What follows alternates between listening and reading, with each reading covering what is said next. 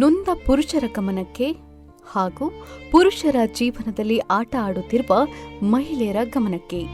ನಿಮ್ಮ ಜೀವನದಲ್ಲಿ ಸಾಕಷ್ಟು ಕಹಿ ಸಿಹಿಗಳನ್ನ ದಾಟಿ ಇಂದಿನಿಂದ ನಾವು 2025ರ ನಿಲ್ದಾಣದಿಂದ ಹೊರಟು 2026ರ ಹೊಸ ನಿಲ್ದಾಣಕ್ಕೆ ತಲುಪಲಿದ್ದೇವೆ.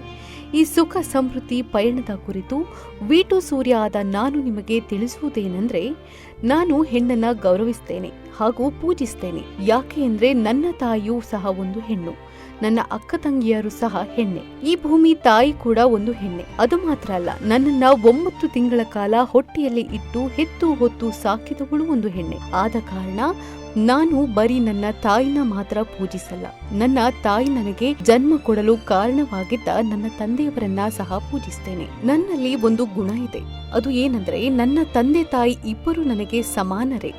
ಈ ಹೊಸ ವರ್ಷದ ಪಯಣದ ಸಮಯದಲ್ಲಿ ತಮ್ಮೆಲ್ಲರ ಗಮನಕ್ಕೆ ತರುವುದು ಏನೆಂದ್ರೆ, ಮನುಷ್ಯನ ಜನ್ಮ 7 ಜನ್ಮ ಅಂತಾರೆ. ಹಾಗೆ ಇರೋದೇ ನಿಜ ಅಂದ್ರೆ ನಮಗೆ ಎಷ್ಟನೇ ಜನ್ಮ ಅಂತಾನೆ ಗೊತ್ತಿಲ್ಲ. ಹಾಗಾಗಿ ನಾನು ಭಗವಂತನಲ್ಲಿ ಪ್ರಾರ್ಥನೆ ಮಾಡಿಕೊಳ್ತೇನೆ, ನಾನು ತಾಯಿ ತಂದೆ ಕೊಟ್ಟ ಈ ಜೀವಕ್ಕೆ ಅರ್ಥ ಸಿಗಬೇಕು ಎಂಬ ನಿಟ್ಟಿನಲ್ಲಿ ಹೊಸ ಕಾರ್ಯಕ್ಕೆ ಕೈ ಹಾಕಿದ್ದೇನೆ. ನಿಮ್ಮ ಎಲ್ಲ ಒಳ್ಳೆ ಮನಸ್ಸಿನ ನನ್ನ ಎಲ್ಲ ಅಕ್ಕ ತಂಗಿಯರು ಹಾಗೂ ಅಣ್ಣ ತಮ್ಮಂದಿರ ಆಶೀರ್ವಾದ ಮತ್ತು ಬೆಂಬಲದಿಂದ ಪ್ರಾರಂಭ ಮಾಡುತ್ತಿರುವ ಪುರುಷ ರಕ್ಷಣಾ ಆಯೋಗ ಕುರಿತು 2 ಮಾತುಗಳು. ನಾನು ಹೇಳಲು ಹೊರಟಿರುವುದು ಏನಂದ್ರೆ, ಹಾಗೂ ಆರಕ್ಷಕರಲ್ಲಿ, ನ್ಯಾಯವಾದಿಗಳಲ್ಲಿ ಮತ್ತು ನ್ಯಾಯಾಧೀಶರಲ್ಲಿ ಮನವಿ ಮಾಡಿಕೊಳ್ಳುವುದು ಏನಂದ್ರೆ, ಹೆಣ್ಣು ಇಲ್ಲದೆ ಏನೂ ಇಲ್ಲ, ಇದು ಎಷ್ಟು ಸತ್ಯನೋ ಹಾಗೆ ಆ ಹೆಣ್ಣಿನ ಜೊತೆ ಗಂಡು ಇಲ್ಲ ಅಂದ್ರೆ ಏನೂ ಇಲ್ಲ ಅನ್ನೋದನ್ನ ನಾವು ನೀವುಗಳು ಮರೆಮಾಚಿಕೊಂಡೇ ಬಂದಿದ್ದೇವೆ. ಹಾಗೆ ಕಾನೂನು ಹೆಣ್ಣಿನ ಪರವಾಗಿ ನಿಂತಿದೆ. ಹೆಣ್ಣಿನಿಂದ ಪುರುಷರಿಗೆ ಆಗುತ್ತಿರುವ ಅನ್ಯಾಯದ ಕುರಿತು ಧ್ವನಿಯಾಗಿ ಮತ್ತು ಪುರುಷರಿಗಾಗಿ ರಕ್ಷಣೆ ಮಾಡುವ ಕಾನೂನು ಯಾವುದೂ ಇಲ್ಲ. ಯಾಕೆ ಹೆಣ್ಣಿಗೆ ಮಾತ್ರ ಅಷ್ಟೊಂದು ಪ್ರಾಮುಖ್ಯತೆ?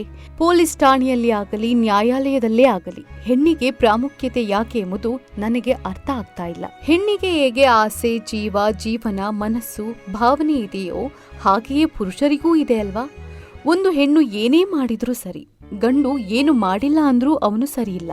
ಹಾಗಾಗಿ ಈ ಮನೋಭಾವವನ್ನ ಹೊಡೆದು ಹಾಕಬೇಕು ಎಂಬುದು ನನ್ನ ಗುರಿ.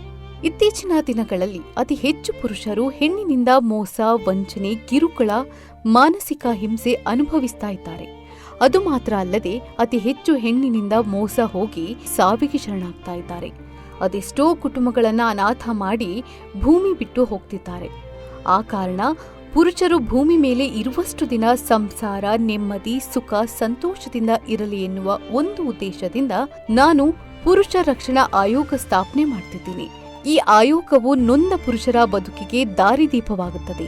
ಮೋಸ, ವಂಚನೆ ಮಾಡುತ್ತಿರುವ ಮಹಿಳೆಯರಿಗೆ ಚಾಟಿ ಬೀಸುವ ಹಾಗೆ ಕಾನೂನು ಹೋರಾಟ ಮಾಡ್ತಿದ್ದೇನೆ.